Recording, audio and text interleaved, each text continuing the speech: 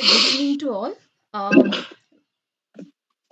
First and foremost, we are extremely sorry we are delayed almost 25 minutes to the program and due to some technical issues. And today we are with us Dr. Harish GB sir. Hello, namaste. Namaste sir.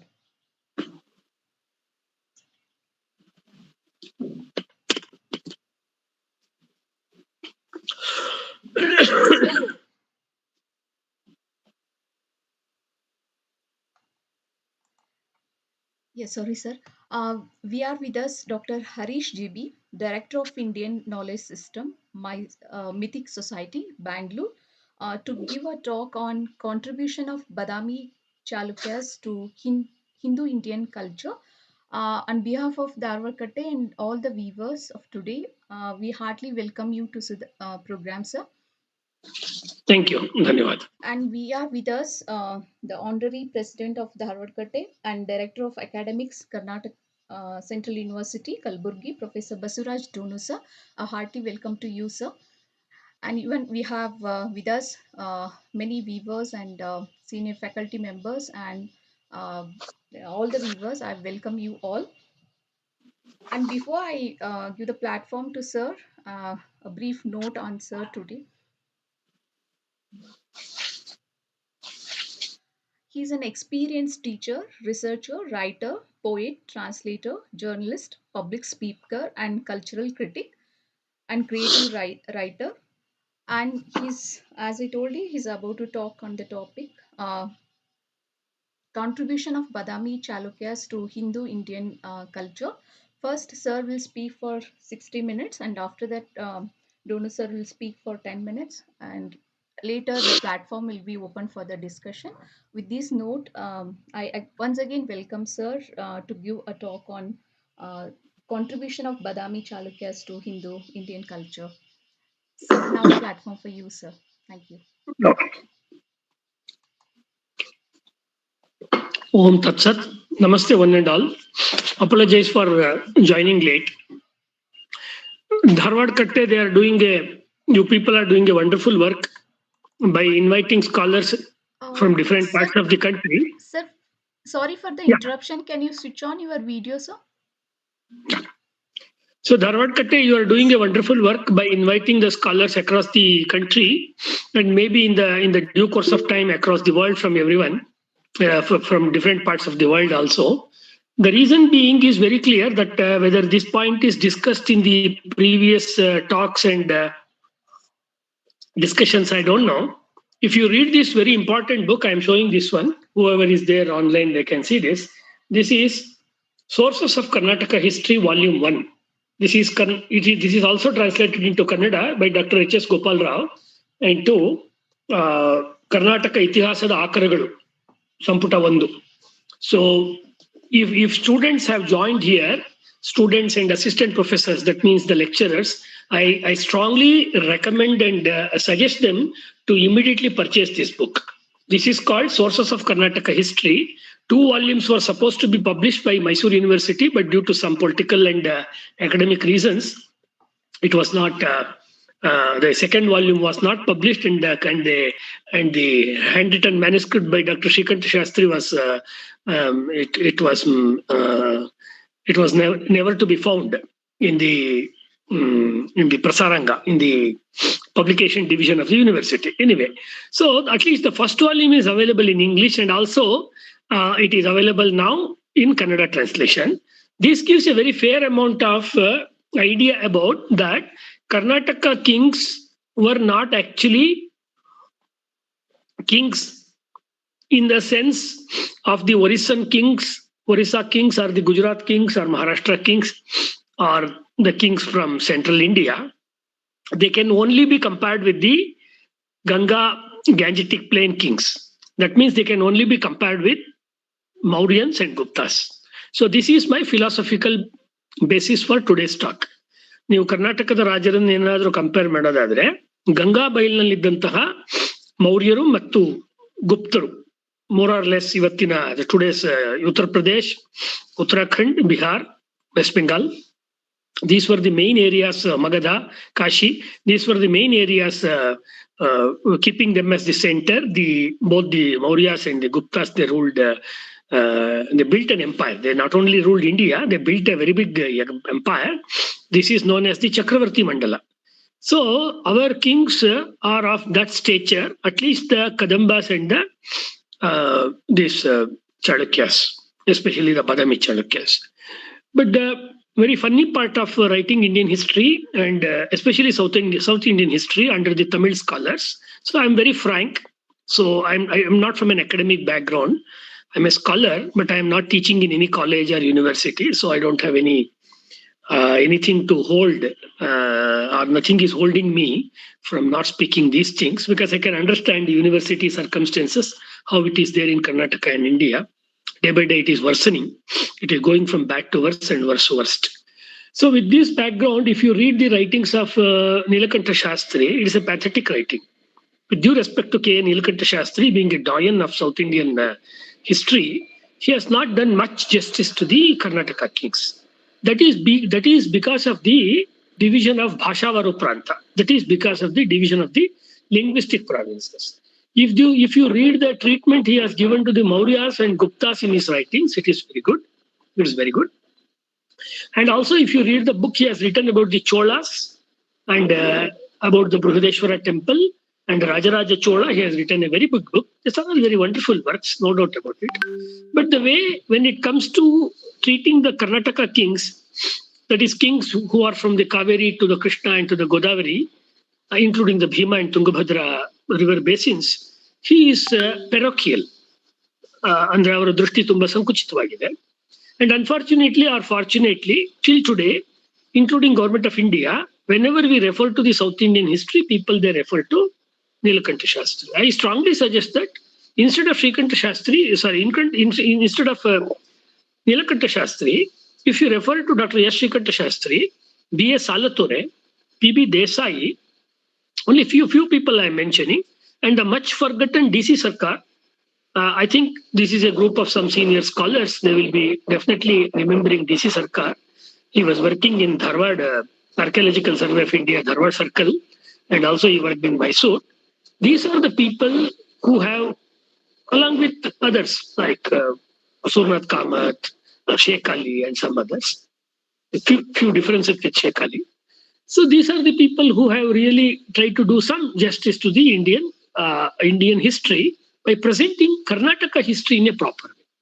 So one of the thrust area of my speech or my talk today's evening is not just explaining this is the contribution number 1, 2, 3 of the Badami Chalukyas to the Indian culture. That anyway I am going to speak. It will emerge during my talk, during my speech.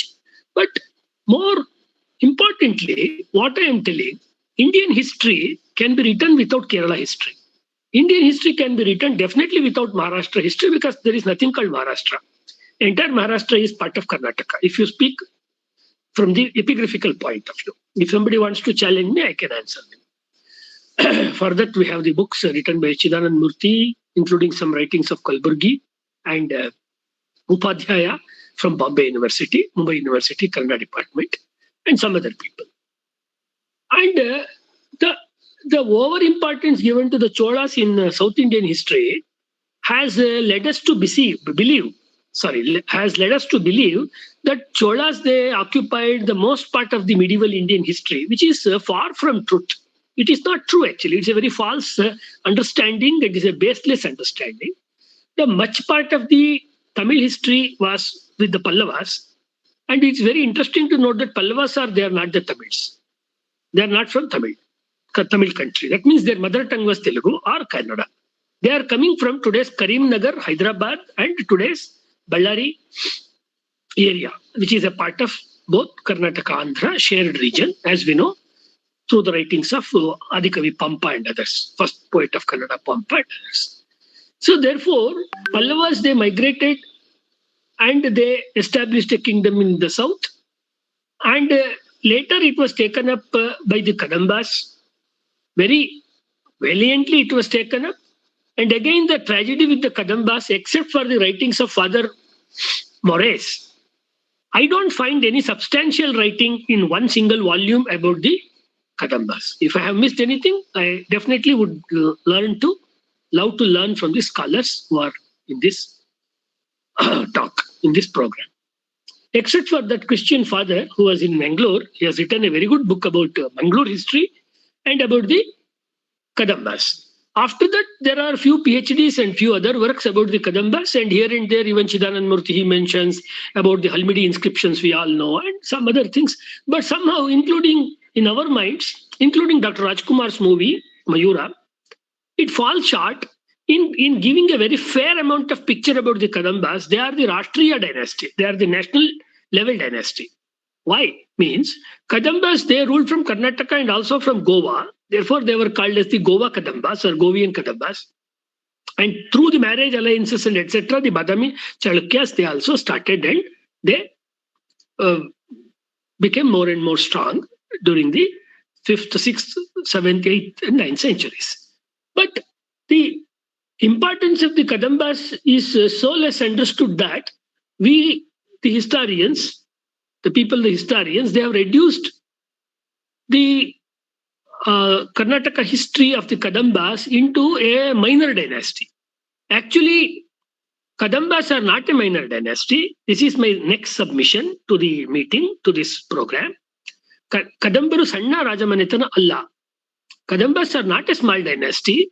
If you read the inscriptions of Kadambas, especially the Mangalesha inscription related to the Goa Kadambas, there you can see, it is there in the Goa Museum, there you can see that Mangalesha is in that inscription, he has one over one island, and also some other areas related to the water bodies, either to the ocean or to the rivers, and to depict the bravery of that king. On the inscription, the picture or the drawing of a ship is given. The drawing of a ship is given. That shows that, similar to the Cholas, Kadambas also went across the Arabian Ocean, perhaps if you do more research, across the Bay of Bengal and Indian Ocean, which is Hindu Mahasagara also. So this is one important point I wanted to bring to your notice. And also, before we start the contribution of the Badami Chalukyas, if you go through the work done by Krishna about the coins which are found in Chandravalli excavations, which was done during the British era, and Martiam Wheeler, he has outrightly rejected that this excavation is not proper, etc. He has made a note. And our people are also have forgotten the contributions of Dr. Krishna.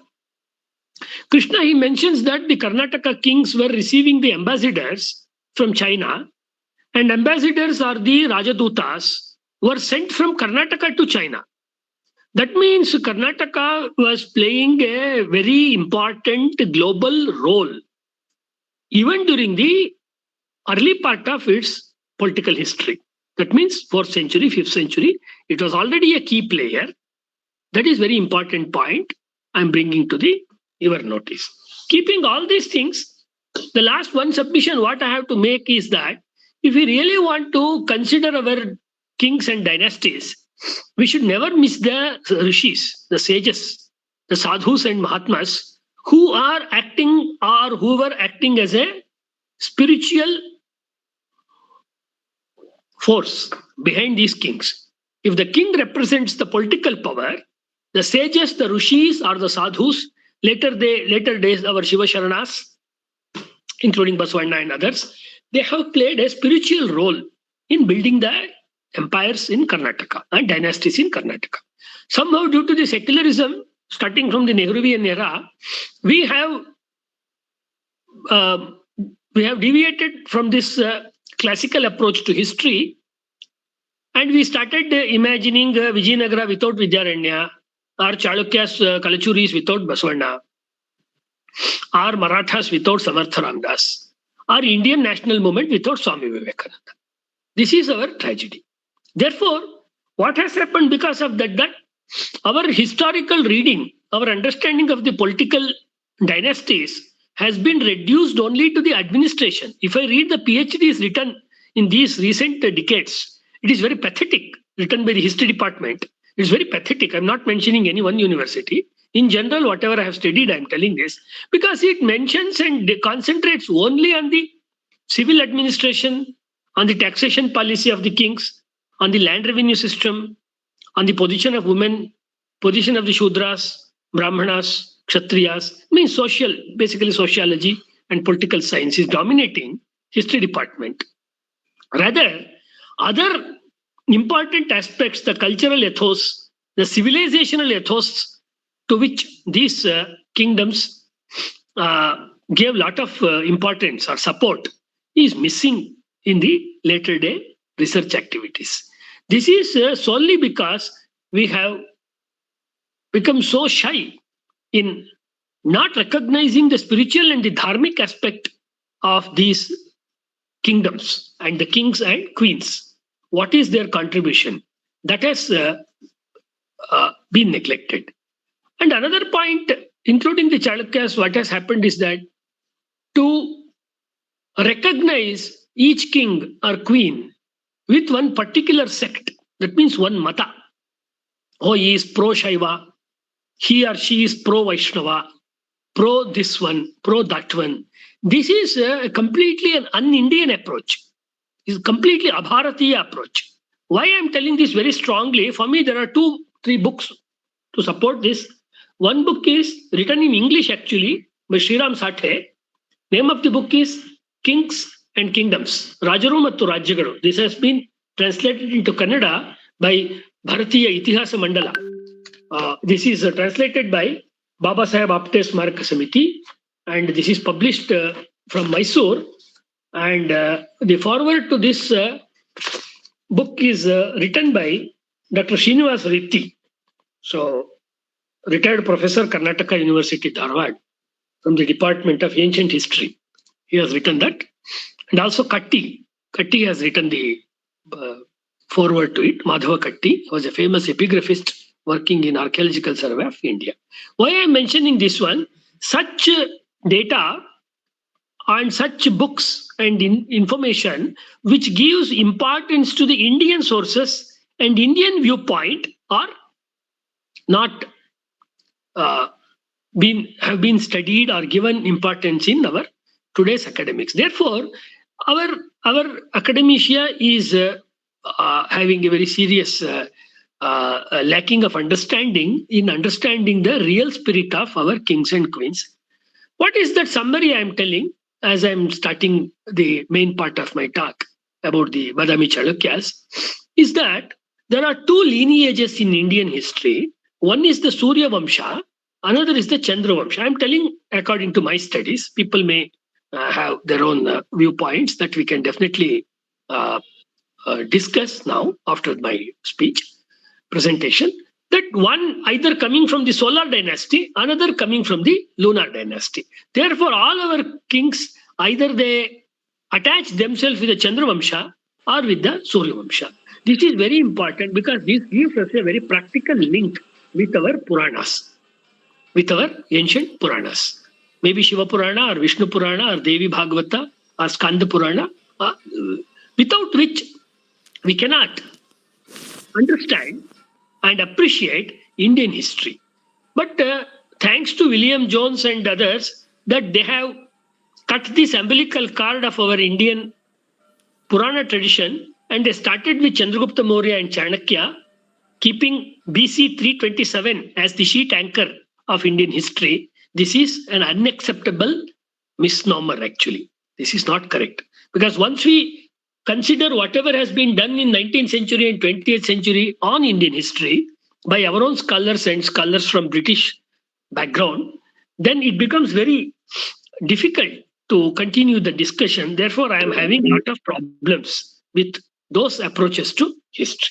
Now, with this background and the books which I have showed written by Dr. Shrikant Shastri, Dr. Sriram Sathe and others, coming to the Badami Chalukyas, as related to other kings, so it is also true in the case of the Chalukyas that since they started their political activity from one region, which is in today's Badami, in Karnataka, North Karnataka, they are identified by the historians as Badami Chalukyas.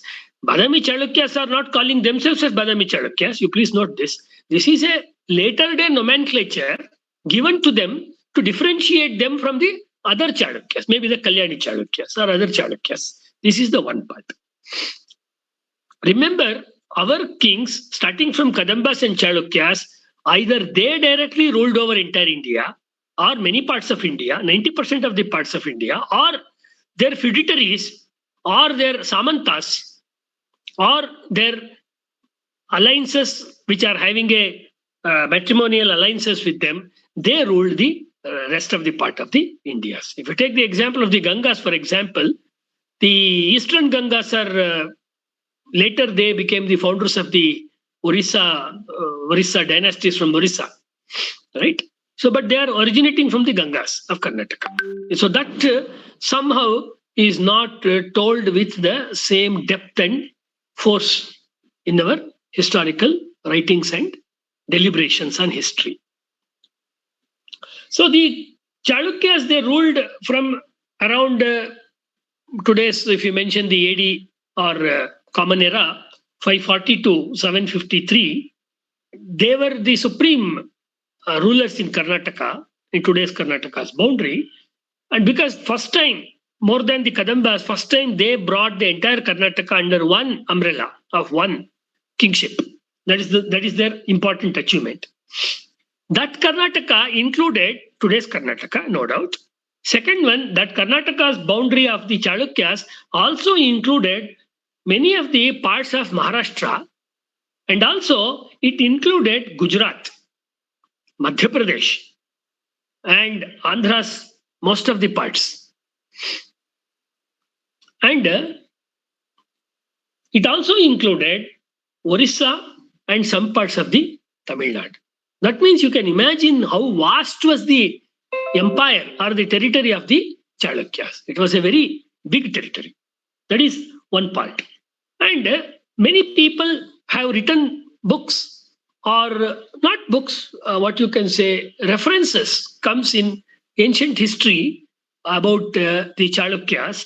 For example, during Chalukya's time only, Huan Sang, he visited many parts of India, and also he came to South India. He visited the Chalukyas of Badami, and he has given explanations to it. And one Arab historian by name Tabari, he has also visited and understood some part of Chalukya's administrative nuances. This is one source. Other than that, we will get many inscriptional evidences about the Chalukyas. This is the very basic thing. Again, coming to this studying of the inscriptions, day by day, when we see our historical discussions, I'm not talking about Dharwad Katte, I'm talking about total Karnataka situation. The importance, what was supposed to be given to the study of epigraphy, and inscriptional studies, that is epigraphy and numismatics, and also to the literary evidences of that particular period, is day by day decreasing. What we were seeing during the times of Professor M.M. Kalburgi or maybe Neginal, I'm giving examples from Uttar Karnataka, those very people, the scholars, they were giving a lot of importance to the primary resources. But now there has come one kind of a very peculiar division that if you want to study history, you should know only epigraphy and numismatics.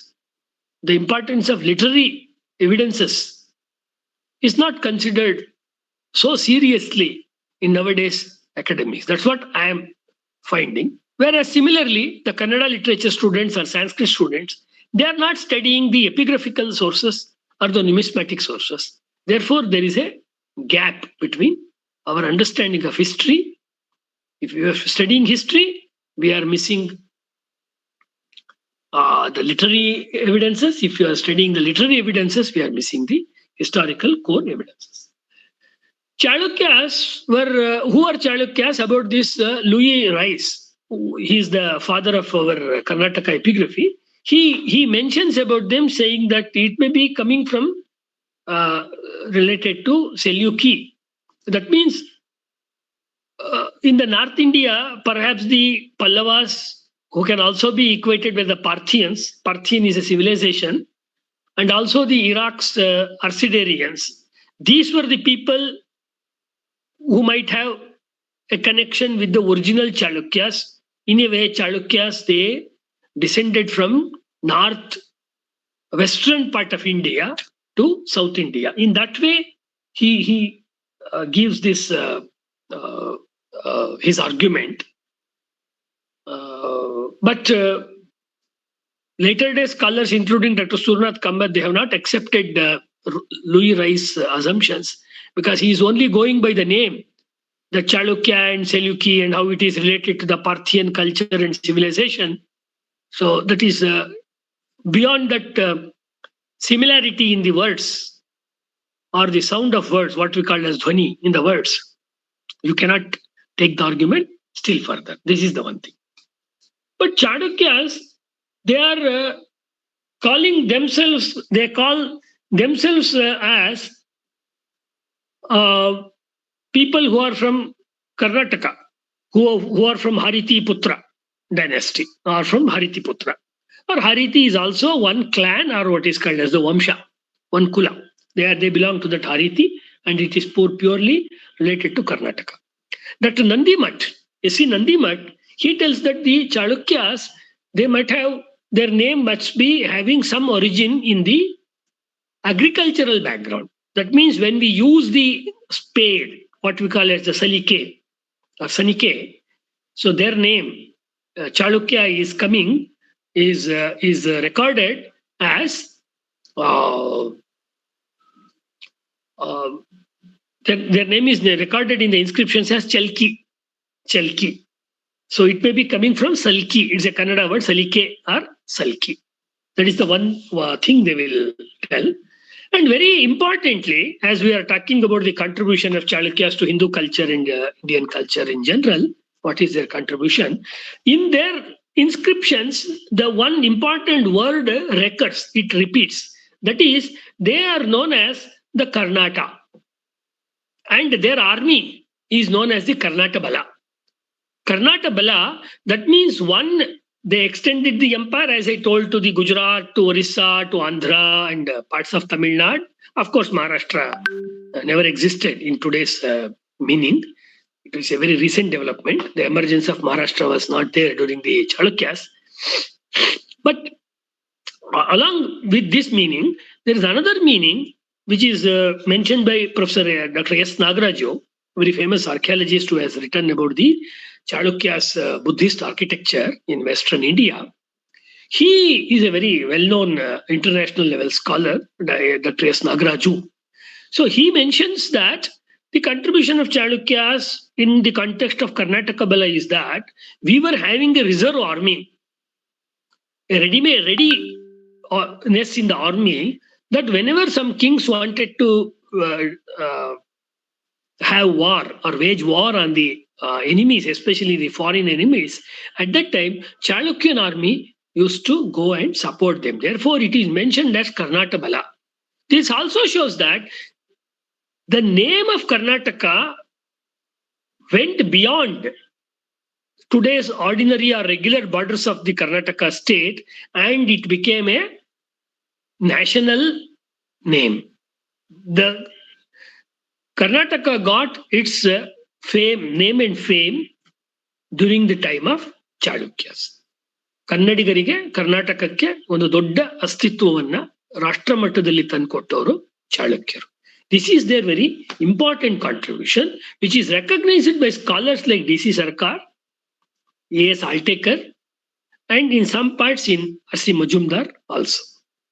If you read the volumes of the Bharati Vidya Bhavana, he has that team of scholars, they have dealt with the contribution of Chalukyas also. Now, another very interesting thing is there, that many of the cave inscriptions cave records, including the Badami caves of the Mangalesha, most of the shasanas, most of the inscriptions during the Chalukyas contrast with the Kadambas. Kadambas are more Sanskrit and Prakrit oriented. No doubt, Kannada became an official language during that time, but you can still see the dominance of Prakrit language. Whereas during the times of periods of Chalukyas, the Badami Chalukyas, Kannada became the official language, and the beauty of Kannada language was enhanced by many writers, the Shasana writers, inscriptional writers, and many other writers or poets in the normal sense. Therefore, these are the people, the Chalukyas are the Kannada origin people. They are not migrated, as Louis Rice says. It cannot be accepted, Louis Rice statement. That is very important. Third important point is that Karnataka, as Satyakama, a famous tantric scholar from Jamkhandi, he is no more. He was a novelist, and also he has written two tantra books in Kannada, and I'm a very great admirer of Satyakama, Ananta Krishna Shahapura. One book is called Tantra Yoni, another is called Swatantra. Those two books are classics of 20th century about Tantra in Kannada language. That means Tantra means it is worship of Mother Goddess, Matru Aradhane. These Chalukyas, I'm bringing this point for discussion, that they are followers of Mother Goddess. Saptamatruka cult, Saptamatruka Pantha became very, very famous during the Chalukyas. And the Saptamatruka can be seen going abroad to Cambodia and to Champa in Vietnam. I was there in Vietnam for 3 years. I have seen at least in 2-3 places the sect of Saptamatrikas with Kartikeya on one side and Ganesha or Ganapati on the other side. This point has to be probed, further investigated by the scholars of history. I'm also writing a book on that topic, that Karnataka and Southeast Asia.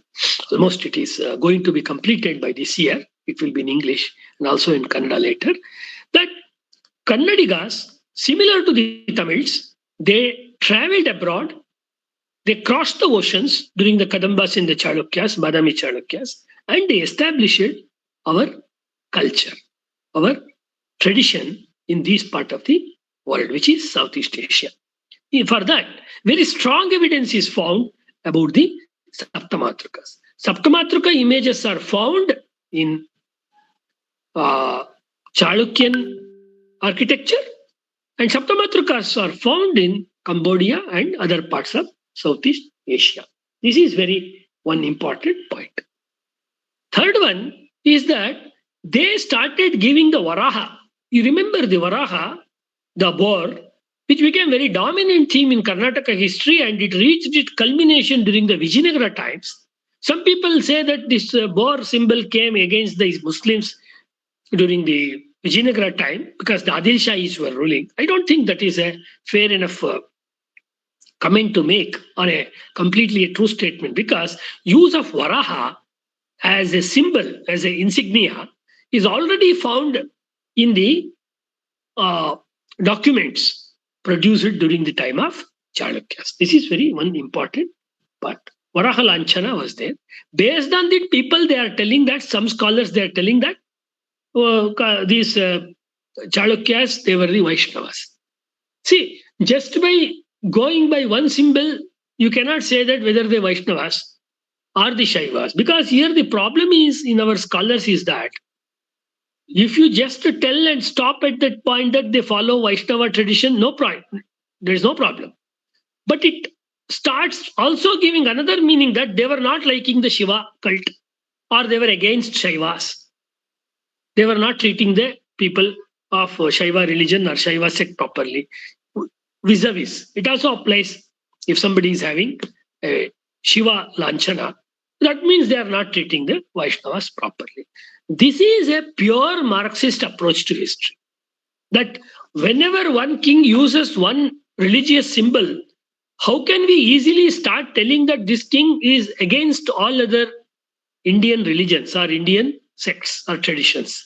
This is baseless. If you read the Chalukyan inscriptions, equal importance is given to Shiva and Vishnu, even to Durga or to Matrukas, to the goddesses. This point we have to keep in mind. Very important thing about them is that the construction of forts it became very strong, or it became very popular during their time. And kings also started getting lot of birudavalis, lot of names behind their actual names. For example, one king is given the name Satyashraya Vallabha, Dharmara Maharaja, etc. This is the one point. Second one, lot of importance was given to the cave art, or cave temples, or cave images to be inscribed or carved out in the caves. That is the Badami caves. Now it is a global heritage, Badami caves. That was the contribution of the Chalukyas. During the time of the Kirtivarma, and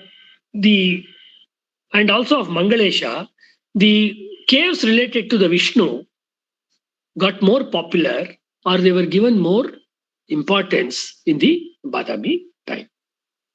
Very importantly, when we study about the contribution of the Chalukyas, they had an idea of the greater India, of the Bharata.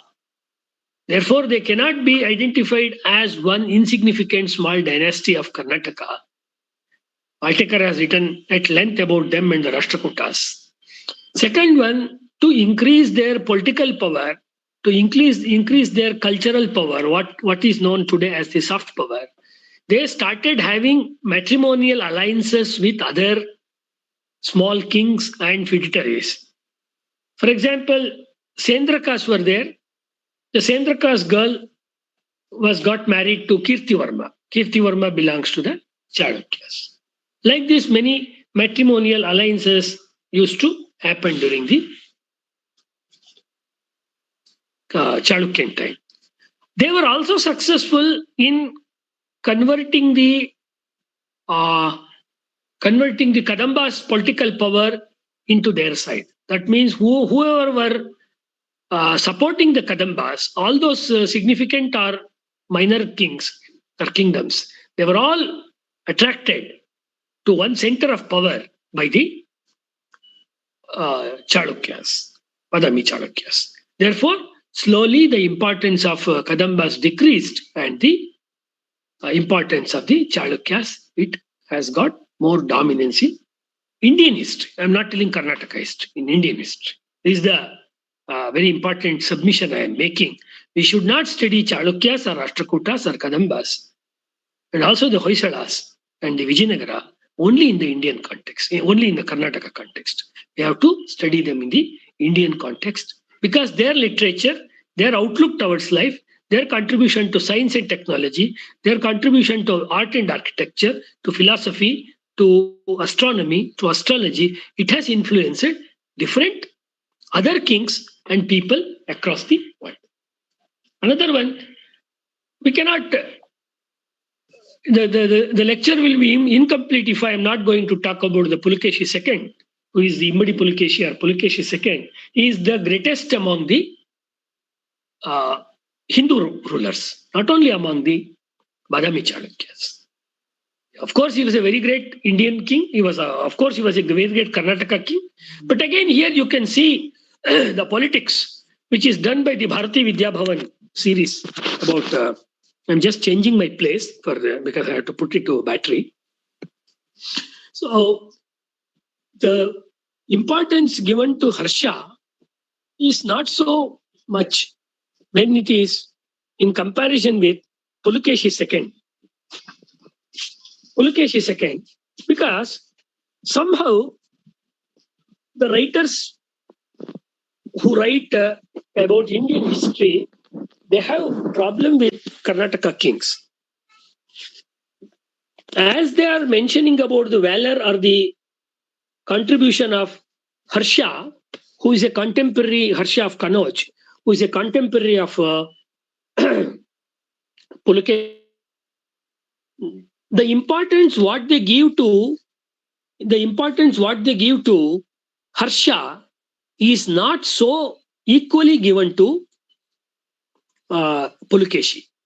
In this, the role of Karnataka scholars is also there, because before independence or up to 1950s, Kannada writers and Kannada scholars, they kept the fort. ಅವರು ತಮ್ಮ ಕೋಟೆಯನ್ನ ಭದ್ರವಾಗಿ ಇಟ್ಕೊಂಡಿದ್ರು. That whenever there is a mention about Harsha, our writers also were very eager and enthusiastic in presenting the contribution of Pulukeshi II. But slowly that has decreased in the recent years. Therefore, when we read the historical books written about Indian history in the recent times, not much importance is given to Pulukeshi as compared to Harsha of Kannauj. So this has to be kept in mind. Both were Hindu rulers. Both have their own positive points. But when we are talking about a total, in the context of total Indian history, there should be some balance of power. That balance of power will be achieved by an objective study and understanding of the contribution of Harsha and Pulukeshi II.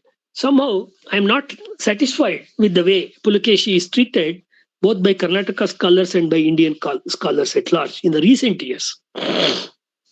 This is the one point which has to be taken up very seriously, and there must be in the coming years some good books independently written about Pulukeshi II in both in Kannada and in English language, so that Indian scholars and the foreign scholars who are showing so much importance about the Chalukyan art and architecture, they will start appreciating the political power of Chalukyas also. That is the context in which I am mentioning this. He is the one during whose time the Chalukyan Empire expanded from Kaveri River Basin to Narmada River Basin. This is also to be seen in Janna's Yashodhara Charita, when he says that to talk about Papa and Punya, about the good virtues and the bad virtues, is like talking about a deer, Shashanka, with two horns, or going and bringing water from the Narmadas. Means during that time, Narmada was a forgotten part of Karnataka history during 12th century. But during the 7th century, Narmada was our boundary. Narmada was a reality. Narmada is a very important place on whose banks many Shaiva Jyotirlingas are there, including Ujjaini is there on the banks of the Narmada. So many of the Shaiva philosophers have emerged on the banks of Narmada. In this way, Narmada was a kind of cultural meeting point of North India and Southern India. I'm not talking about North and South divide, but culturally speaking, the North Indian political power and South Indian political power used to meet at the Narmada point, and that Narmada was captured. Up to there, it was captured by Immadi Pulukeshi. This is very important aspect of Karnataka's contribution, that Kannada culture, I'm bringing a very important point. Kannada culture, it spread up to the Narmada, means in central India, whoever has ruled, Gurjara Pratiharas, the Palas, the Senas, and other rulers from Madhya Pradesh and western Odisha, they got influenced by Karnataka's architecture. Therefore, if you go and see many temple architectures in Madhya Pradesh, in center of the center part of Madhya Pradesh and towards the eastern part of Madhya Pradesh, you can very well see a similarity with the Chalukyan architecture. This point is studied by the art historians. I'm not telling it is not been studied, but still it has to be connected with the political sovereignty, political power of Karnataka. Means Karnataka's political power, how it has given a room, scope for the development of Karnataka architecture, of course, with modifications in the central India. Therefore, tomorrow, if some honest scholar of central Indian history, art history, if they write any book on central India, Madhya Pradesh, Jharkhand, and Orissa, definitely it is nothing but an extension of Karnataka's architecture. This is to be explored by our scholars in the coming years, that how Karnataka has given a very good basis for the development of art and architecture in central India and in eastern India. Of course, in the southern part of Gujarat also, and central and southern part of Maharashtra also. For that, the contribution of Pulukeshi and Imadi Pulukeshi, second Pulukeshi, is very important. And we know that Pulukeshi had some differences with his uncle Mangalesha, and there were political conspiracies, which is normally a part of the political history. That is fine. Pulukeshi had a very friendly approach with the Cholas, the Kerala kings, and with the Pandyas, and he maintained that balance of power. This is also the opinion of Dr. D.C. Sarkar. Most important contribution of Badami Chalukyas is that the war of Pulukeshi II with Harsha. Harsha was a very famous king in North India, and he was a scholar, he was a benevolent king, he was a good king. Just because he got defeated by Pulukeshi, we cannot say that he was bad, but he was equally a good king. But Pulukeshi's art of war was supreme when compared to Harsha. So Lata, Malava, and Gurjaras, they were already defeated. Later, when Harsha attacked on Pulukeshi, he lost the war. Since Pulukeshi II, he defeated Harsha of Kannauj, he is known as the Parmeshwara. He got the title as Parmeshwara. That is very important. That comes in the Hyderabad inscription. That is the one. There is some difference of opinion in the scholars whether he got this title. Definitely, he got this title, but it came in connection with his defeat of his uncle by him, or after Pulukeshi defeated Harsha, this title was entitled to him. We have to see that. Even Huyen he mentions about the connection between Harsha and Pulukeshi. That is there. So very importantly, that contribution of Pulukeshi is important. Another very important from the Indian history, from the clash between Hindu civilization and Islamic invasion, is to be seen in the context of the Badami Chalukyas, about which Sitaram Goyal and Ram Sharan Gopal have written two good books. And in Kannada, Dr. Shatavdhani Ganesh has written a book called Bharatiya Kshatra Parampare, which is also translated into English recently as Kshatra, the Indian way. In that, the clash between the Arabs, the Islamic Arab invaders, and the Hindu kings is mentioned. For that, the 673, in that year, there was a clash between Pulukeshi II's army and the Arabs. Arabs, they tried to come into the inside part of India, into the inroads of India, from Thana, or today's Thanaka. At that time, Pulukeshi had a battle. It may not be a great war. He had a battle with the Arabs, and he successfully drew out the Arabs from Thana. Normally, when we talk about the Hindu king's valor against the Islamic invaders, we talk about Prithviraj Chauhan, Rana Pratap Simha, Shivaji. But somehow the contribution of Imadi second Pulukeshi is not so much discussed. Therefore, I thought it would not be inappropriate to mention this. That is very important. he had lot of diplomatic relation with foreign countries. For example, the Persian king, uh, he has sent Khusru II to the court of Pulukeshi. That means to the Badami Chalukyas court. So that means Karnataka kings, they had a fantastic Rajatantrika or diplomatic relationship with the Persian kings. So we had uh, our trade and commerce and cultural exchanges with them. That is the most important. Then comes the Vikramaditya first, who is also an important king.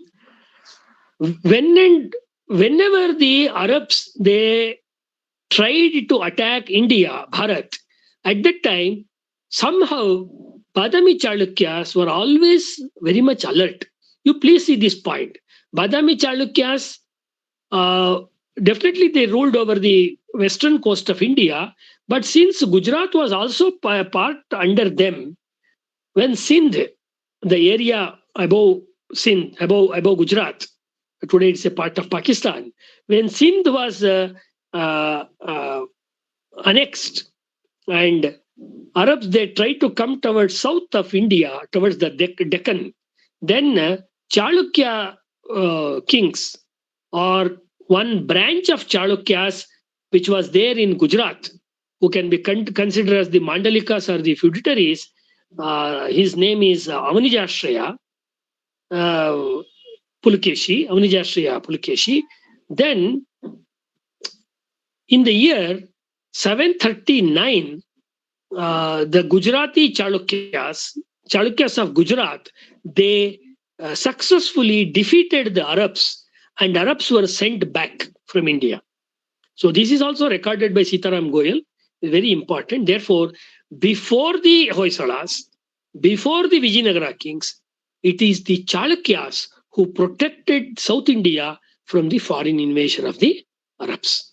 This is very important point.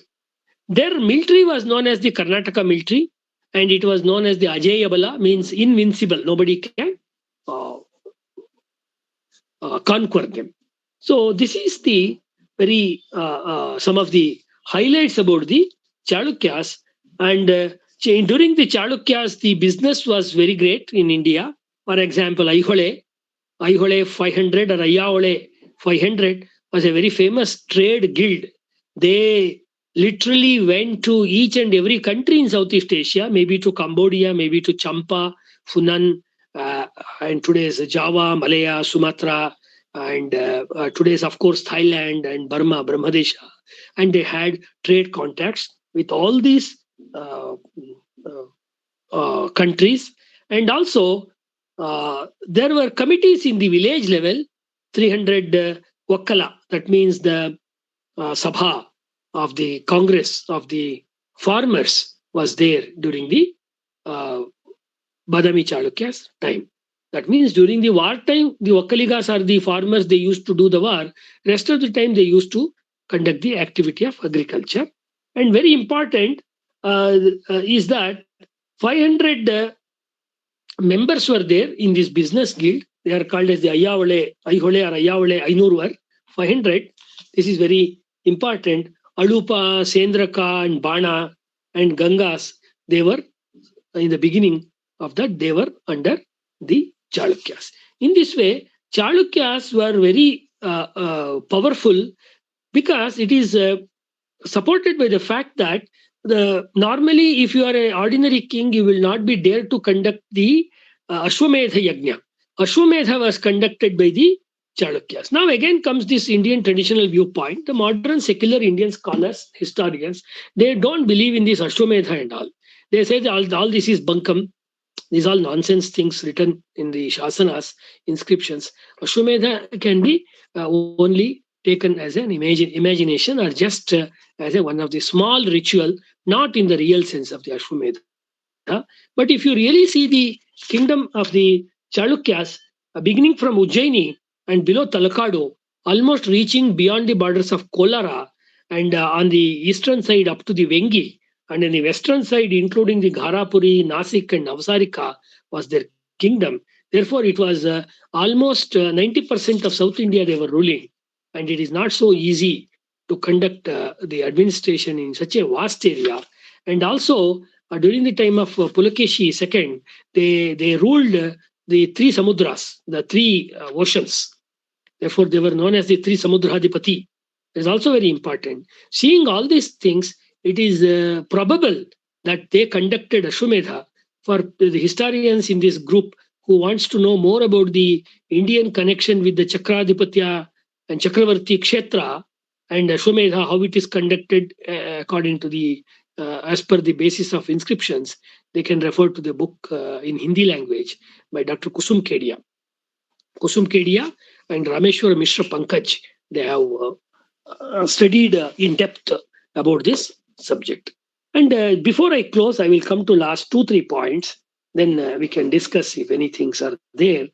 Women were given very importance.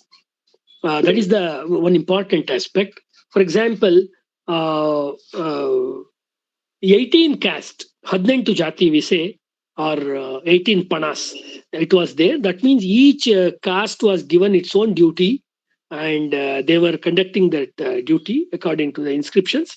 And queens, they were given importance in the public life. That means the status of women, the queens, it was considerably a very good position during the Chalukyas, Badami Chalukyas. They were participating in the political activities and also in the social activities. For example, the war widows, that the king is dead during the wartime, the widows like Durlabha Devi or Vijayanka, they were seen in the public and they were conducting lot of social activities. Even they were advising the prince for the political activities. This is very important aspect of them. And Vedic studies and Kannada literature was very much prominent during the Chalukyas time. But unfortunately, as Ramshri Muguli, R.C. Muguli, R.S. Muguli, in his Kannada Sahitya Charitra, History of Kannada Literature, mentions, much of the literature created during this time is not available to us, except for few of the inscriptions starting from the Badami inscriptions. It is not to be found. Only we can find Kannada literature starting from Ruputunga, that is Sri Vijaya's Kaviraja Marga and Vadaradhane of Shivkotyacharya. Before that, whatever is the great written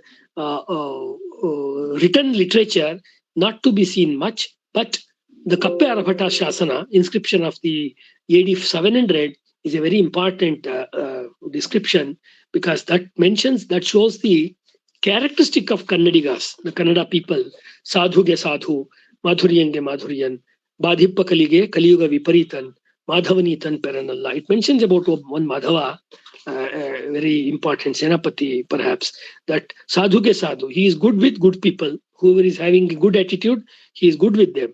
Madhuryange Madhuryam, who is sweet to him, he is also sweet to them.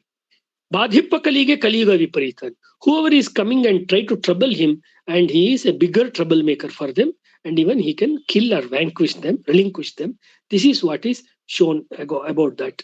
And there was one book Dr. Chidanand Murthy mentions. He has written an independent article also. This is called Karnatakeshwara Katha. If tomorrow that book comes to our hand, that manuscript, it will be a golden day in our history of Karnataka in the 21st century, because that Karnatakeshwara Katha, according to Dr. M. Chidanand Murthy, is perhaps the story or the kavya, poetry, based on Pulukesh II's life. Like how Vikramarjuna Vijaya has lot of information on Arikesari, or Ranna's books have information on Chaundraya and other kings or other political personalities, including Atimabe. Similarly, Karnatakeshwara Katha is not available to us right now, but some stanzas or some lines are there which Chindanand Murthy mentions, and also it is mentioned by Professor by R. Narasimhachar, Mahamopadhyaya Narasimhachar in Karnataka Kavicharita. This is very important. Another one, Vijayanka, was a very important Sanskrit writer. When we say that Kannada language is against Sanskrit, we Kannadigas, we don't encourage Sanskrit. All this is nonsense. If you study Indian history and Karnataka history in a very honest, through honest pair of eyes, then We cannot, how can we forget Vijika or Vijayanka?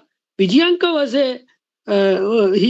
she was there during the Badami Chalukyas, and she has her work is not available to us. But some people say that Kaumudi Mahotsava is a work attested to Vijayanka's name, and even 10th century Vimarshaka, literary critic, Sanskrit literary critic called Rajashekara, he has written Kavi Mimamsa in Sanskrit language.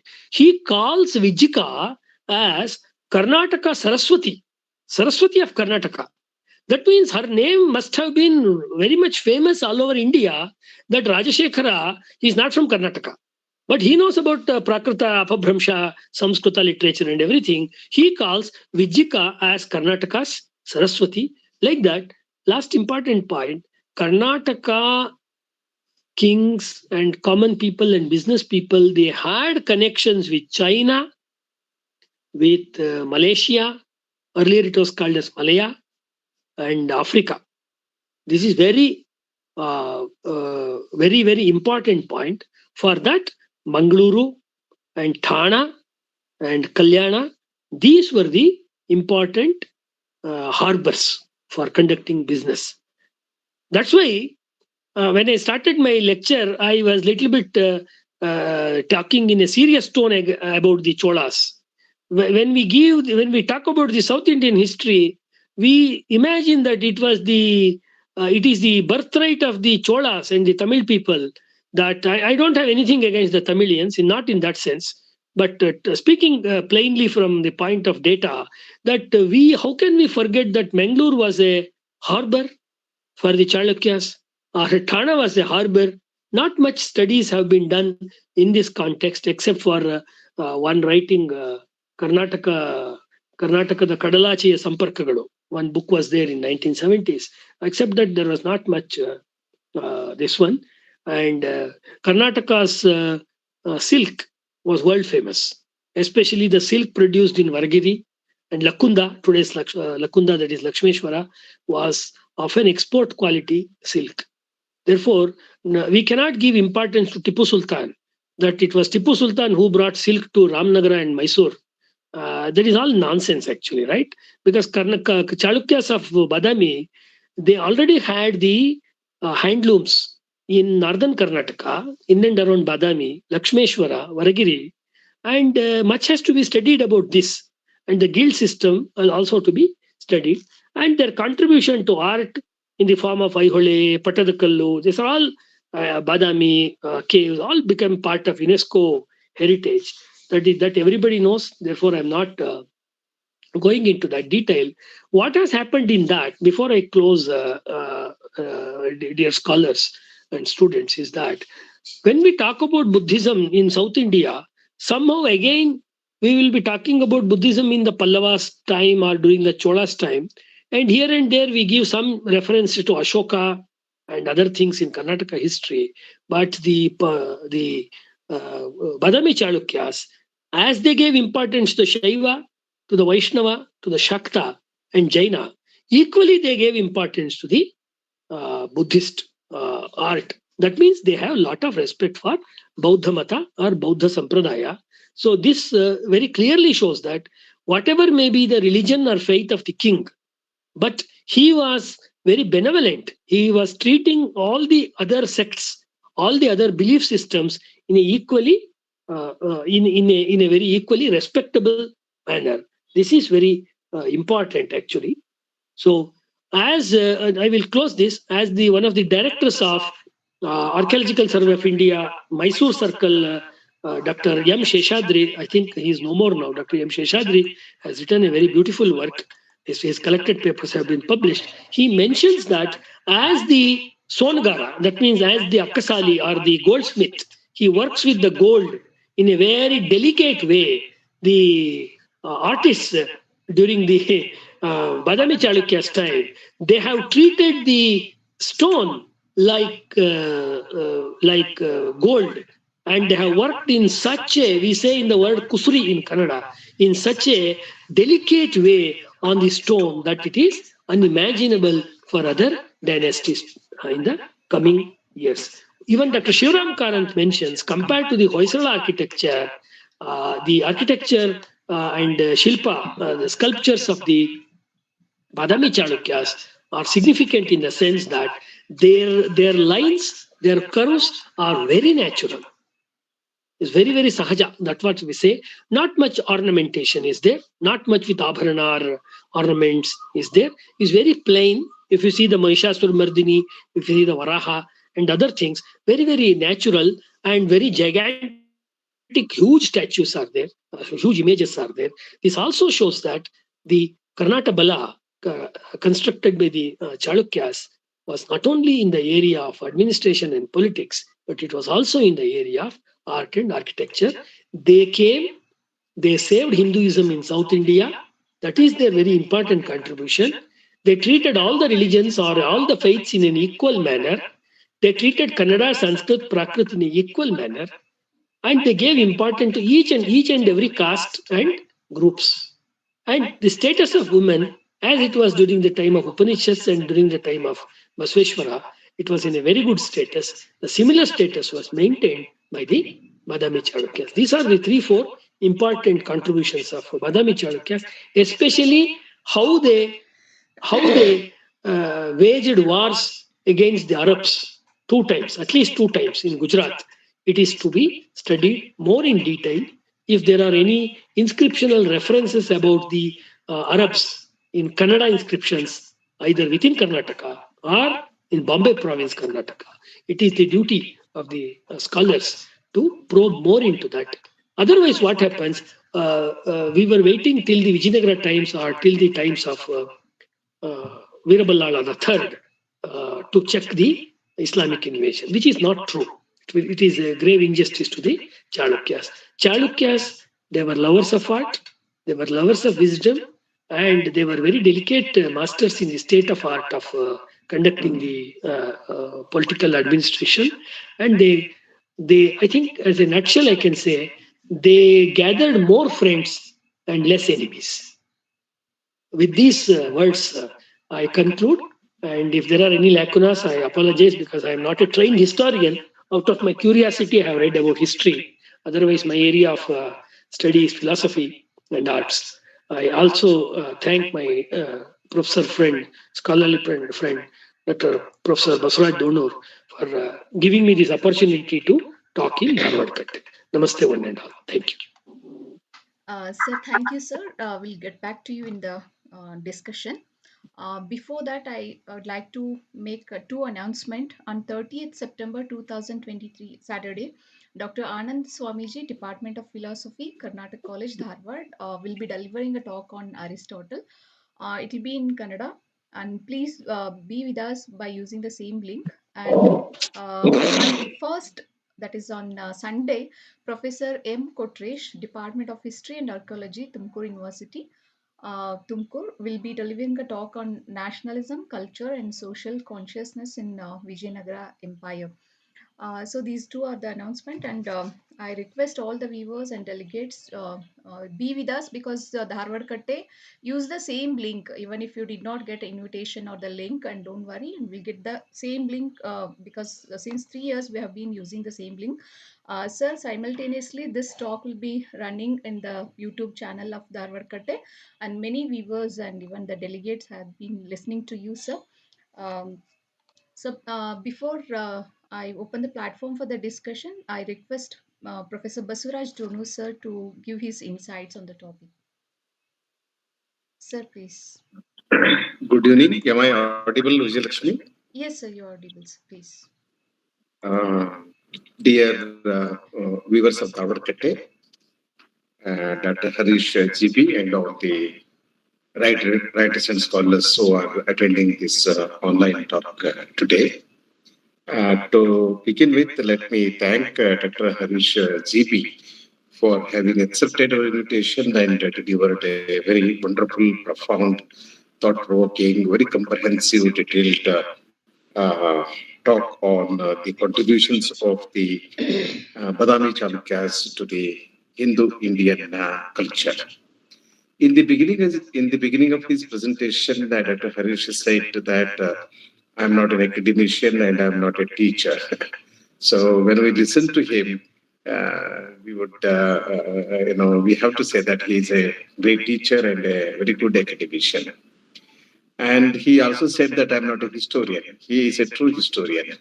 I respect him. I respect him for his interest in, for his genuine interest in Indian history and in Karnataka history. And I must regret and apologize for the inconvenience created in the beginning of this presentation. In fact, Dr. Harish didn't know that he was to speak today. There was some communication gap. And he said he is not a teacher, but he got ready in 5 minutes and delivered a wonderful talk. So till 6:15, he didn't know that he was to speak today. And it was our mistake. It was our mistake. In five, he said, "Sir, give me 5 minutes, I'll get ready." I don't know how he got ready. What a wonderful speech you delivered, sir. But you said that you are not a teacher. You are a good teacher, wonderful teacher, inspiring teacher, and brilliant teacher. And I personally liked his today's presentation especially for two reasons. Number one, he drew our attention to certain dimensions of the Chalukya dynasty which we were not aware of. He talked about the cultural contributions, political contributions, and literary contributions, and artistic contributions, and so on. Second, he very categorically stated that he fought a war with Arabs. A war with Arabs, and he inspired the young historians to find out the sources, literary or historical sources, to prove that the Chalukyas fought a war with the Arabs. And I personally liked his presentation today because he made a reference to Dr. Rajkumar. I am a great fan of yes, sir. Dr. Rajkumar. And I like this Mayur movie. I must have seen this movie more than 50 times. And especially one or two dialogues about Kannada. I frequently watch those brilliant scenes. But I didn't bother about the historicity of the film because I'm not a historian. And it's very interesting to note that it's only Rajkumar who made movies on Kadambas and Chalukyas and Sri Krishna Devaraya. These three movies, I have seen all the three movies. Mayura and Pulukesh and Sri Krishna Devaraya. In fact, I don't know why a lot of our historians didn't show interest in either Indian history or Karnataka history. This is the problem. And every major playwright writes about only the modern history or the medieval history after the arrival of the Islam and other and Britishers and others. I do not. I don't want to. I don't mean to say that we should not write about the medieval Indian history. That's not my. That's not my argument. But we have had a lot of dynasties, classical dynasties. For example, Chalukya dynasty. It's a classical Indian dynasty that ruled, a large part of southern and central India between the 6th and the 12th centuries. Karnataka itself produced a lot of classical dynasties, Kadamba, Chalukya, Rashtrakuta, and so many. And so many. And ancient India produced a lot of world-class dynasties, the Maurya and the Gupta, who established their empire, not only in India, outside India as well. And Harish GB is right when he said that we should relearn, we should unlearn what we have learned about India's history and Karnataka history, because in the name of history we have taught our people. I mean, we have not succeeded in teaching the true Karnataka history and Indian history to our students. It is high time we should do it. And this is the objective of this series of lectures on ancient Indian dynasties. I'm very happy. I'm very glad that Dr. Harish GP is the director of Indian Knowledge System, Maitik Society, Bengaluru, for delivering a very brilliant talk. And sir, I you have our standing invitation, and we invite you again to our Dharwad Katte to deliver talks for us and for the viewers of Dharwad Katte.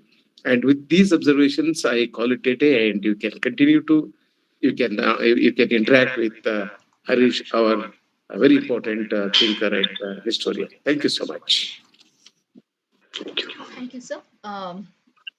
Sir, since half an hour, Raghavendra sir has raised his hand. Sir, please, you can directly talk to sir if you have any queries or if you want to add anything.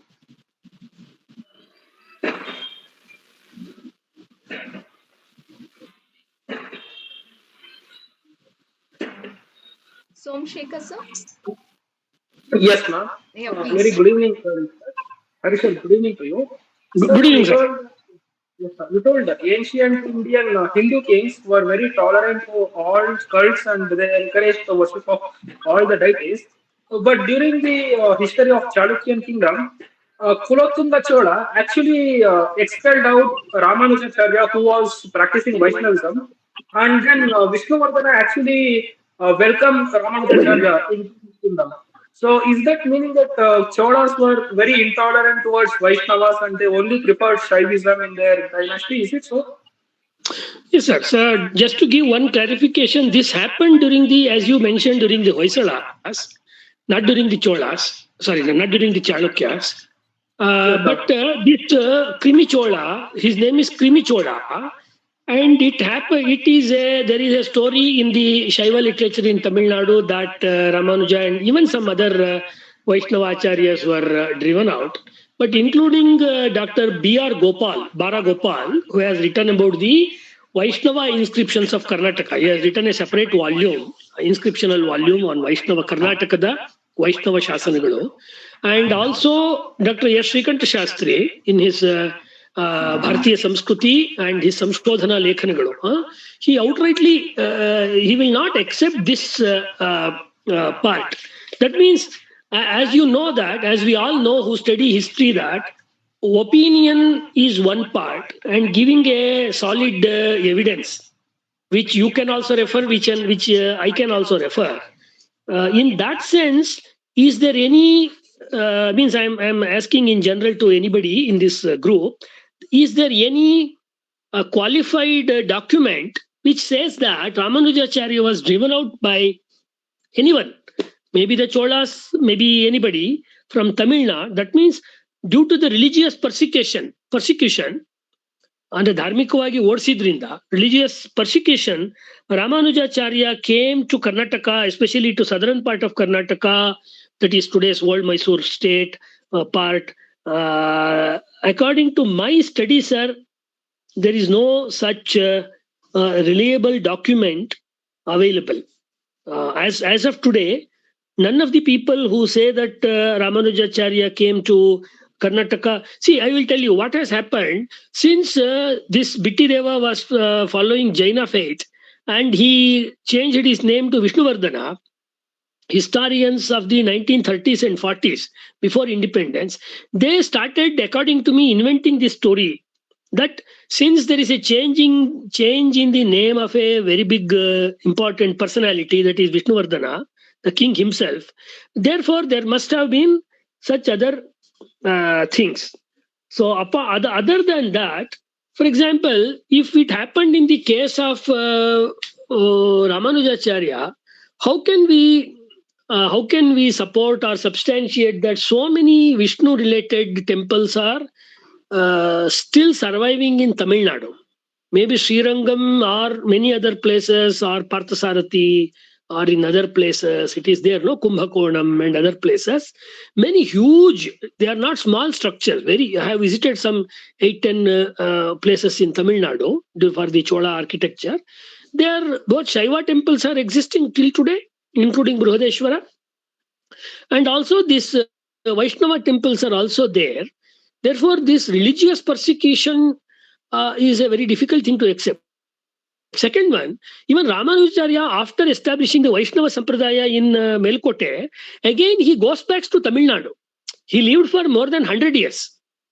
That means how can we understand this phenomena that if he was persecuted, if he was chased out for religious intolerance in Tamil Nadu, how can he again go back? I think for this we need to give less importance to the stories which are available from both the sides, and what the historical context in terms of architecture says and inscription says.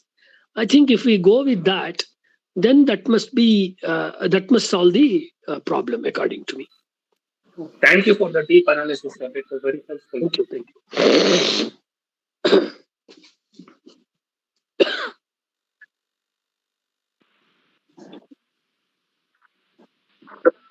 Sir, sir, I am Shushanapa Bali from Vijaypur. Yes, sir. Yes, sir. Dr. Harish sir talk was wonderful.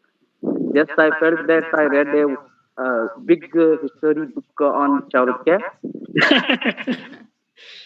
and one doubt, sir. Sure. Harshavardhana was more stronger than Imadi Pulkesha. Even that Imadi Pulkesha defeated Harshavardhana, even that nature or land was also in favor of Imadi Pulkesha. Some Yeah. said. Yeah. That's correct, sir. Was really Imadi Pulkesha stronger than Harsha, or that confusion is there? Yes, sir. See what happens. Whether it is like a match, it is like a cricket match or a football match. Whatever may be the strength of the team, but on the day of the match, right? Whoever wins is the winner of the match. The same Chalukyas, they were defeated by the Cholas and Tamil kings later, no? That Vatapi was burnt, right? Vatapi Konda. There is a name for one Chola king. And after he goes there and he says that Gangai Konda Cholapuram, everything was built later in Tamil Nadu. Therefore, it is the timing. During that war between Harsha and Pulukeshi, Pulukeshi's second was stronger than Harsha. I'm not telling in general, in that time period. And since Harsha came from his kingdom, crossing the Vindhyas to south of India, and Pulukeshi was in his homeland. Pulukeshi was very much in Badami, in this area. Therefore, as you rightly pointed out, the landscape, the climate, weather condition, it was more favorable. If you take the example of Shivaji also, when Aurangzeb or Afzal Khan, somebody comes from North India or from Bijapur to Maharashtra's inner areas of the Sahyadri hills, then the situation is very favorable for the Maolis, for the followers of Shivaji, because they know the forest, they know the animals, they know the weather condition, they know each and flower and each and every small water streams. Whereas Aurangzeb's army is very foreign to the situation. Similar thing must have happened to Harsha's this one actually. But even after that, even Harsha accepted the defeat in a very nice way, not in a vengeance way. Even Pulukeshi didn't humiliate him. This is written by Dr. Ganesh in his book Bharatiya Kshatriya Parampara, that once you win over a person, if you are like Rama, you will not show any kind of vengeance or any kind of unnecessary anger on the enemy. If you are something like of Duryodhana, then you will, or like Ravana, then your attitude will be different with the enemy. So both the kings were noble kings. That much we can say. Both are very, very great kings in their own respect. They have contributed to literature, art, culture in their own way. But in that particular war, it was the day for Imadi Pulukeshi. There is a word in Kannada, Uttara Pateshwara, Exactly. Parmeshwara. Correct. Exactly. And one more question, sir. Banashankari temple was built during Chalukya dynasty or not? So maybe some part was started, but later it was to the later kingdoms, later rulers. They actually, the more importance of Chalukyas lies in this Gaudara Gudi in Aihole, and also Lord Khan. Lord Khan is considered as the textbook of South Indian architecture, right?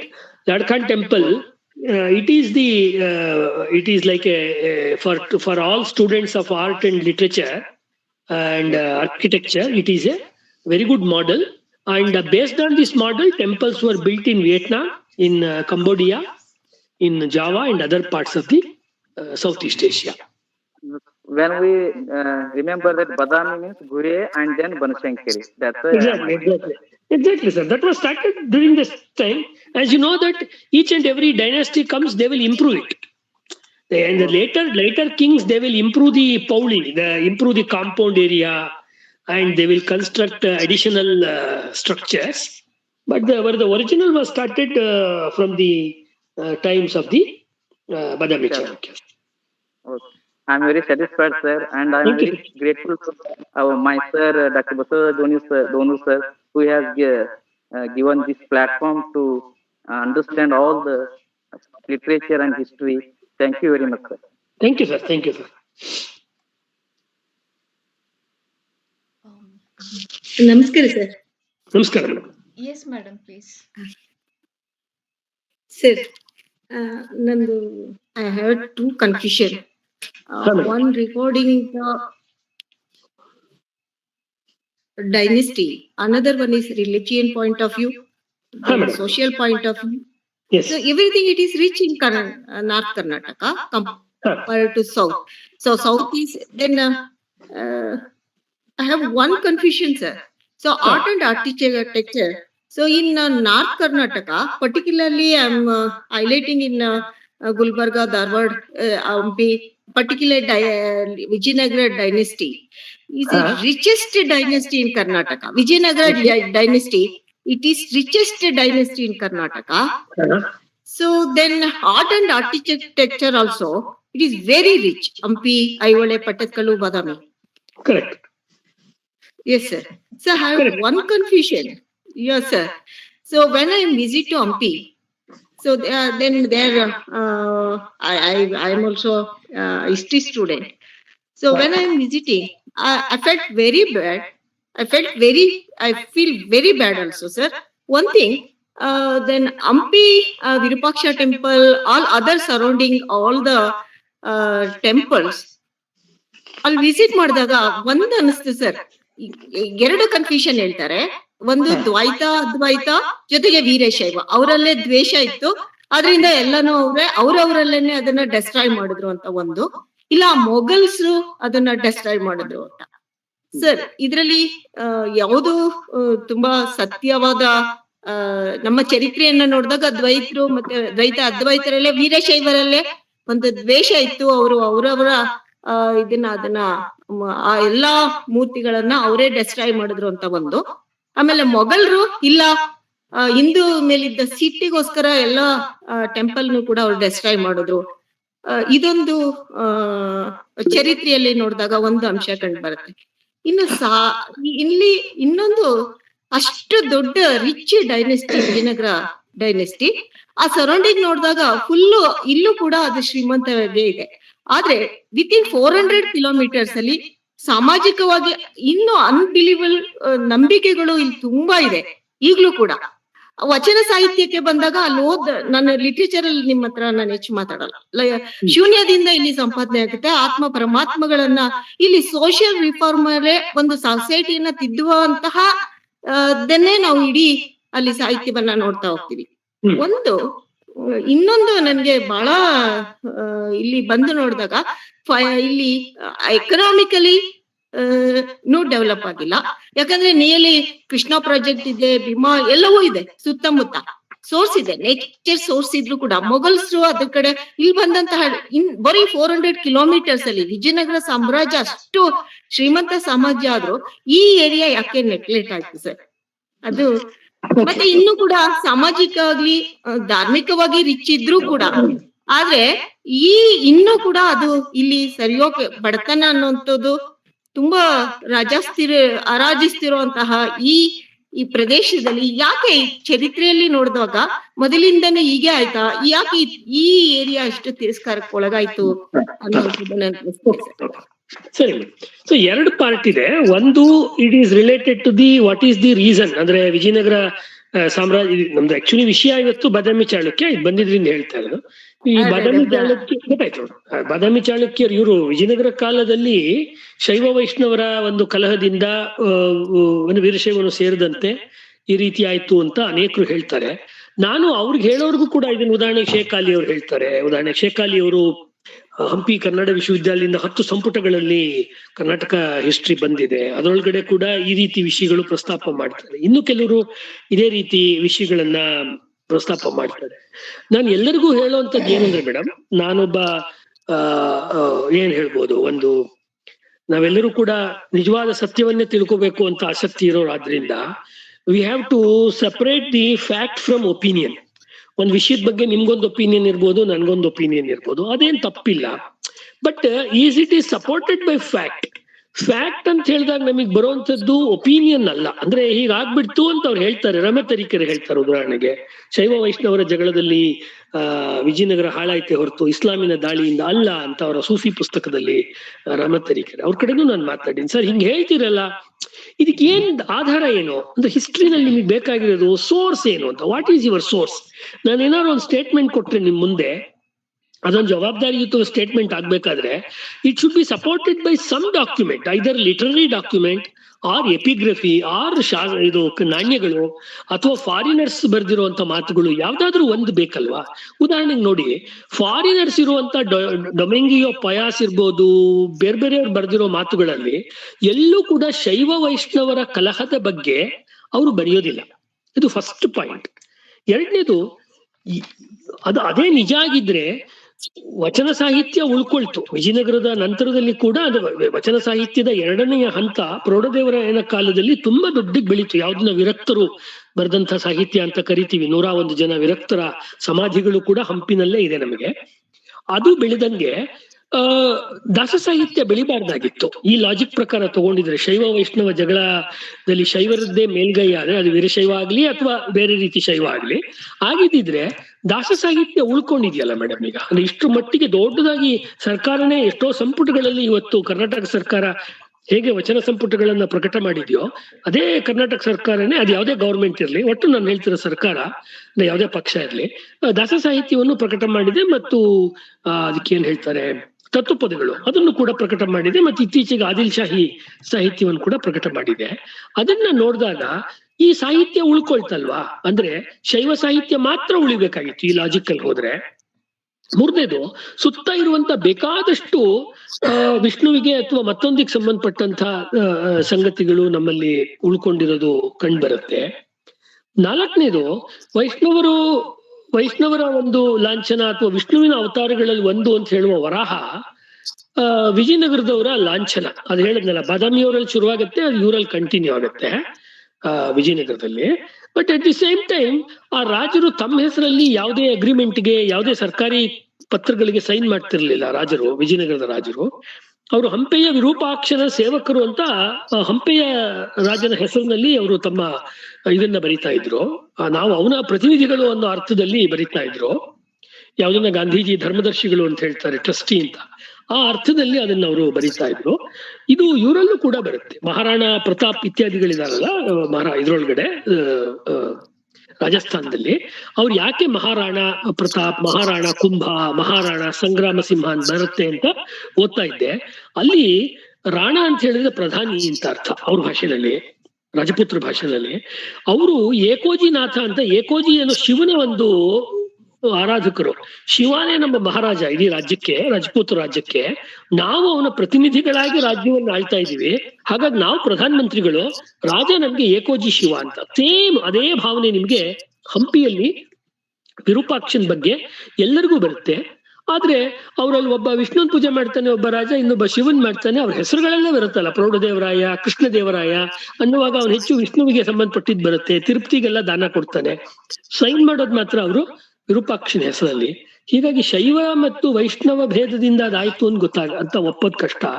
ಎರಡನೇದು, ಸೀತಾರಾಮ್ ಗೋಯಲ್ ಬರೆದಿರೋ history of what happen to Hindu temples ಅಂತ 2 ಸಂಪುಟ ಇದೆ. ಅದೆಲ್ಲ ಅರಬ್ಬಿ ಮತ್ತು ಉರ್ದು ಶಾಸನಗಳನ್ನೇ ಆಧರಿಸಿ ಬರೆದಿರುವಂತ English ಪುಸ್ತಕ, ಈ ಕನ್ನಡಕ್ಕೂ ಆಗ್ತಾ ಇದೆ ಅದು.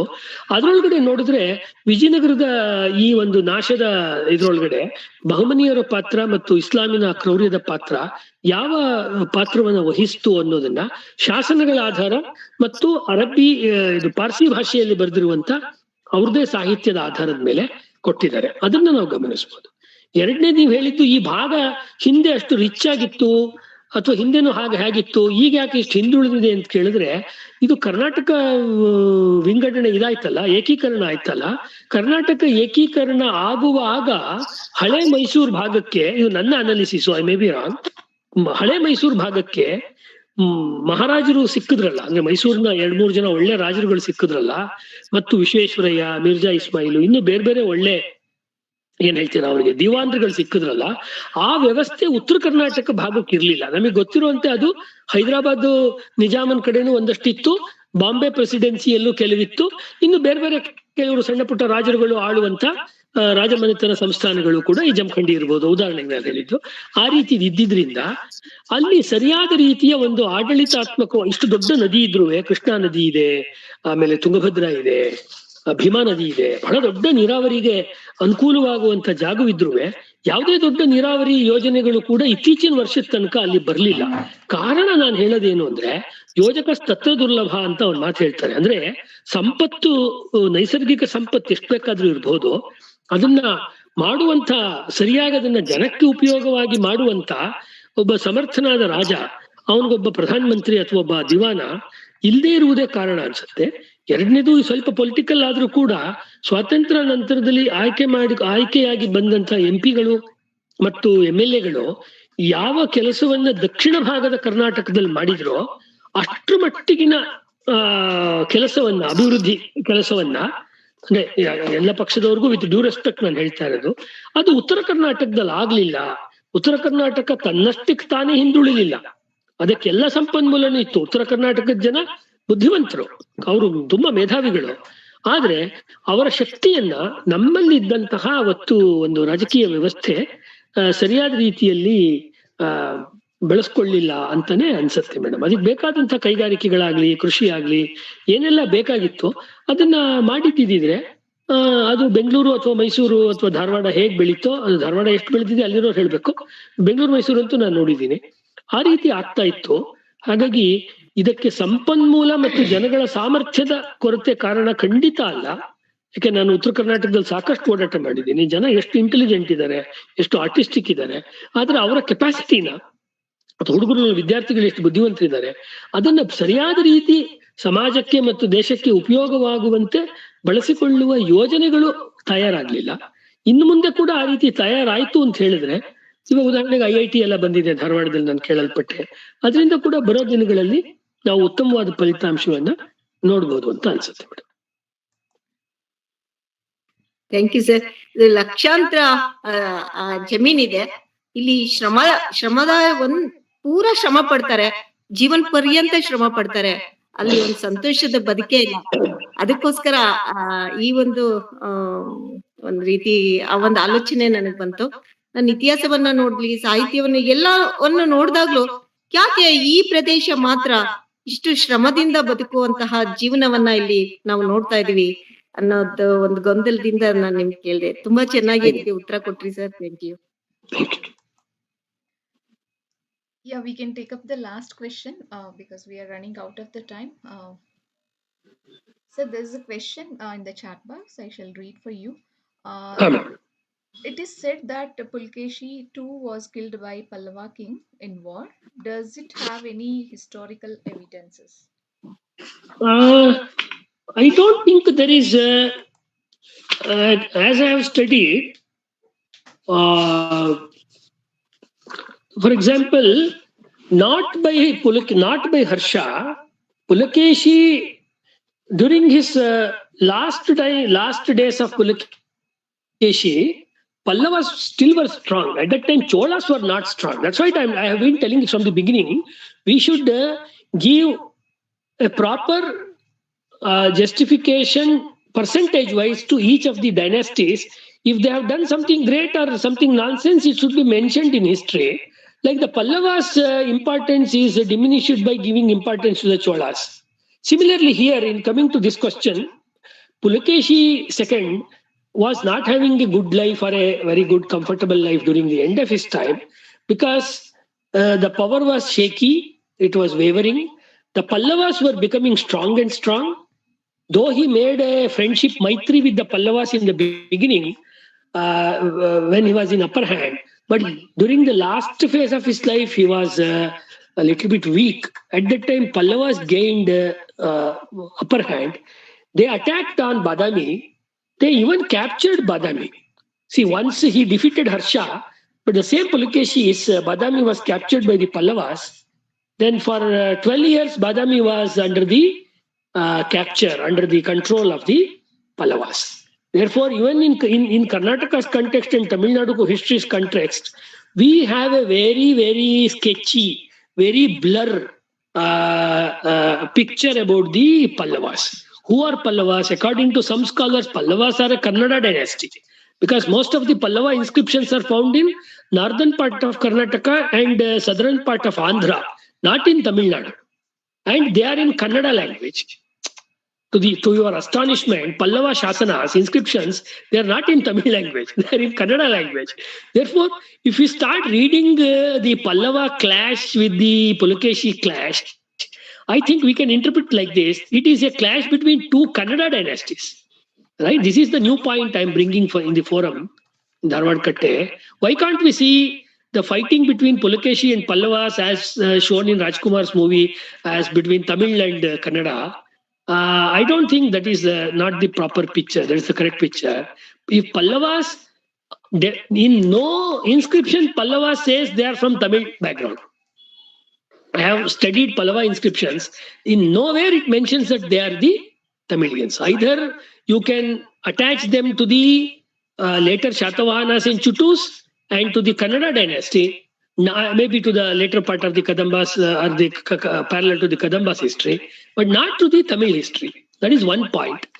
And Pallavas defeated Pulukeshi. Whether Pulukeshi was killed by the Pallava kings, I'm not sure.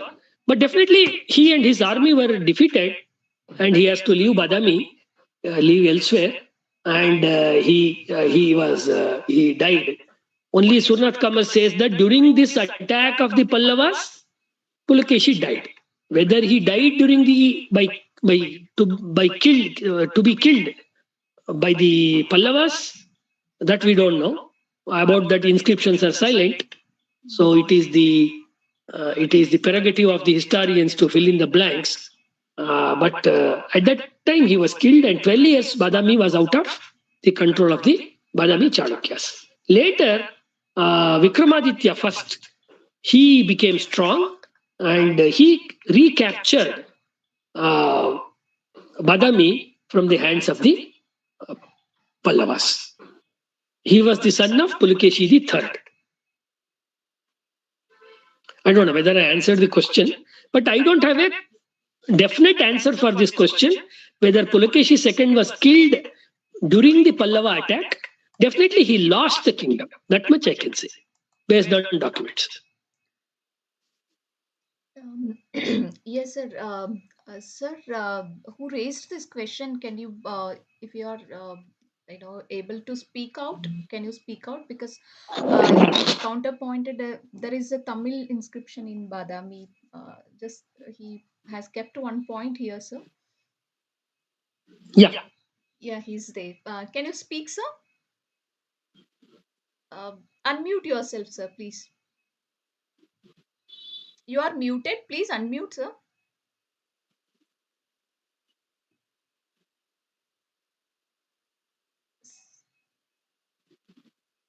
Sir, we are unable to listen to you.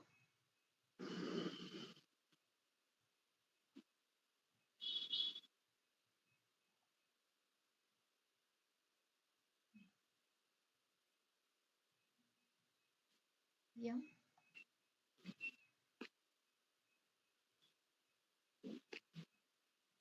Okay. I.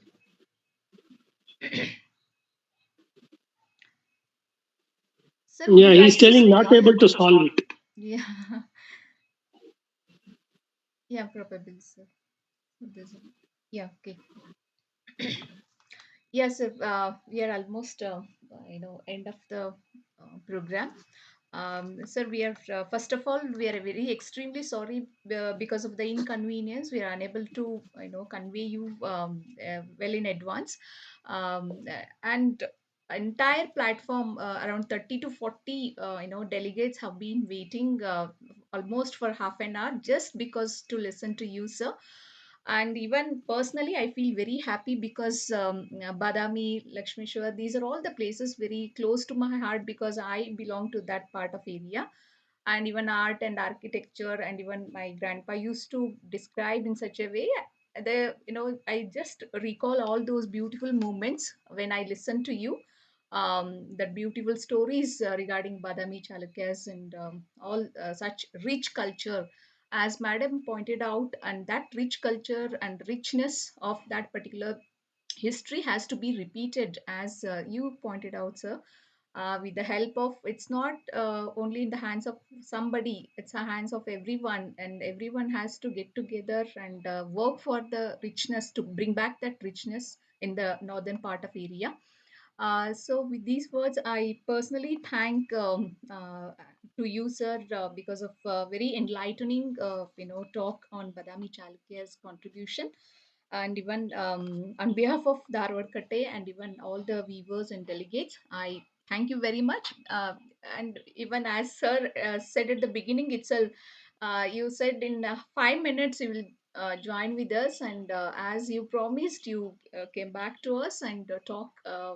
That's really amazing to you, sir. Yeah, because I So, wanted only one hair comb to comb my hair. I don't have much hair. And second one, I wanted a cup of coffee. Only those two things were stopping me from joining the call. So thank that's you, the sir. thing. And rest of the things, whatever means, I was prepared, but I was not knowing that today it is there. That's the thing.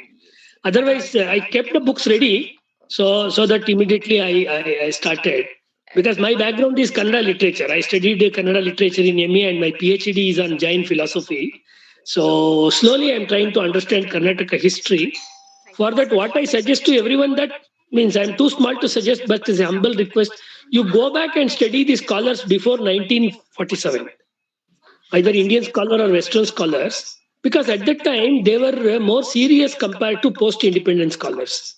Right? I don't have any negative feeling about the post-independent scholars. I have difference of opinion, but the depth of study, what you see before independence, either in Indian history or in Karnataka history, is not so great to be felt after the independence. Therefore, I am mentioning Dandekar, Altekar, Shikant Shastri, or with other people. But of course, after independence, you have Gopal, you have Kalburgi, or you have other people, Surnath Kamath and others who are doing the work. But the number of languages they were knowing, Sanskrit they were knowing, Halagannada, or old language, old Kannada, they had the command. That is diminishing, and most of the historians, they don't know how to read the script. Nobody knows how to read Kharoshti. Nobody knows how to read Brahmi. Right? Nowadays, they are depending on the epigraphy of Karnataka or South Indian inscriptions, some resources already produced during the 20th century or 19th century. That is not the way, actually. You have to be expert in paleography. You have to Lipi Shastra. You should read the script by yourself. Then, with the help of enormous amount of knowledge in Sanskrit, Kannada, Tamil, Telugu, whatever languages, you should be able to redefine and reinterpret the old research papers. Then only we can bring the glory of Karnataka to its original shape. See, I'm not talking in offense with anybody. With great respect, I'm talking on this subject. But this is the situation. That is the reality. That also I have to speak.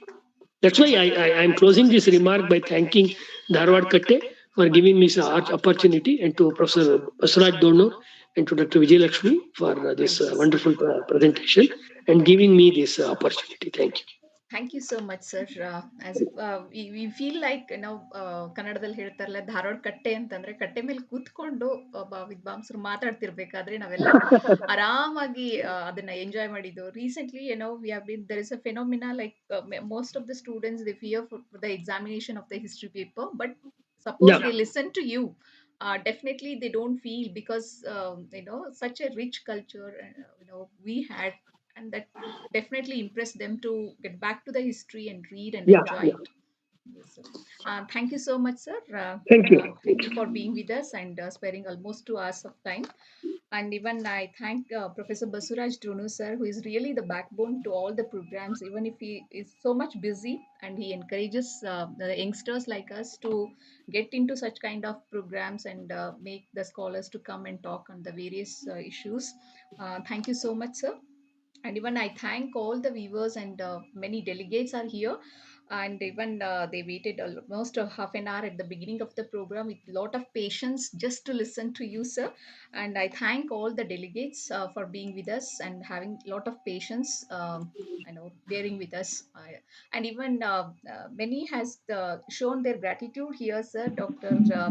Hari from Ignite, IGNTU, and even Rajeshri and Dr. Divya and Shivanand Bantanur, and they all shown their high gratitudes to you for enlightening on this particular topic. So, and I thank all the members of the Harvard Kate, because they work on the background for the beautiful organization of the program.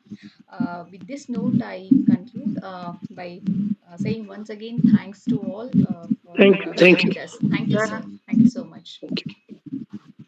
Sir first ಎರಡು ಪುಸ್ತಕಗಳನ್ನ ಹೇಳಿಲಾಕ್ರ ಅದನ್ನ ಇನ್ನೊಮ್ಮೆ ಹೇಳಿ ನಾನು ಒಂದು ಇದು ಆ, ಕರ್ನಾಟಕ ಇತಿಹಾಸದ ಆಕರಗಳು.